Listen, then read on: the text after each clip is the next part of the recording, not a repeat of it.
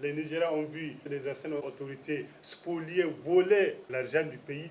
Les Nigériens veulent de la justice. Bien sûr. Que doit faire le CNSP pour ne pas décevoir ce peuple nigérien uni, prêt à se sacrifier pour le pays, pour les nouvelles autorités?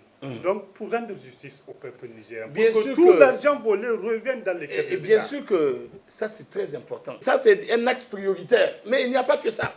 Il y a eu beaucoup de dossiers qui devaient normalement être exploités devant la justice. Notamment les dossiers, genre le dossier de MDN. Le dossier de Uranium Gate de 200 milliards, dont jusqu'à présent les gens n'ont pas une compréhension.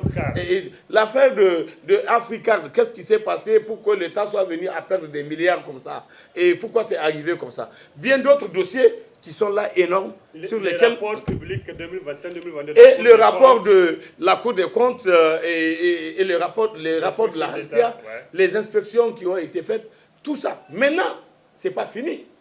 Ce qu'on attend aujourd'hui, tout de suite et maintenant, de la part des autorités, c'est par rapport à la justice. Il faut rapidement qu'il y ait une réorganisation du secteur pour qu'on puisse rétablir les conditions qui vont permettre de mettre en ordre la justice, c'est-à-dire doter la justice des acteurs capables de faire un travail sain.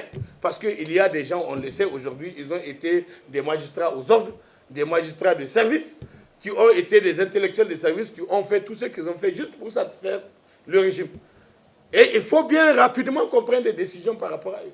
On ne peut pas continuer à les garder dans leur position actuelle, parce qu'il faut mettre fin à ça et qu'on trouve d'autres acteurs pour pouvoir faire en sorte que l'on puisse espérer qu'avec eux, on va, et y compris, amener les autres à donner des explications sur les comportements qu'ils ont été amenés à observer, qui dans certains cas ont même fait perdre à l'État du Niger beaucoup d'argent. Je prends l'exemple de ce qui s'est passé à Zender, où on a arrêté notre camarade de manière abusive, illégale, injuste, et que cette arrestation a fait que nous avons été amenés à porter plainte contre l'État du Niger devant la Cour de justice de la CEDEAO, et qui nous a donné raison, qui a fini par condamner l'État du Niger à payer 50 millions de dommages à notre camarade, et avec tout ce qui a été mis comme argument pour pratiquement démontrer que notre pays était comme un État voyou, en fait, qui n'hésite sur rien pour abuser des droits de l'homme. Et ces acteurs-là, ils sont là aujourd'hui. Ils sont là encore en service.